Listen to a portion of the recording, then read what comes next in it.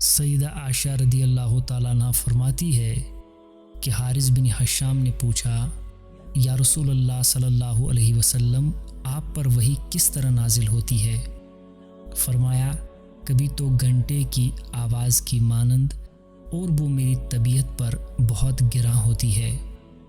پھر وہ پیغام جب یاد کر لیتا ہوں تو یہ کیفیت ختم ہو جاتی ہے، اور کبھی فرشتہ انسان کی صورت میں میرے پاس آتا ہے اور مجھ سے ہم کلام ہوتا ہے، اور جو وہ کہتا ہے اسے یاد کر لیتا ہوں۔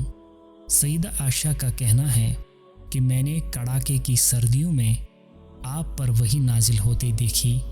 جب وحی موقوف ہو جاتی تو آپ کی پیشانی سے پسینہ بھی بہہ نکلتا۔ دوستو، اگر یہ کام ہمارا آپ کو پسند آتا ہے، کومنٹ باکس میں ضرور بتائیے۔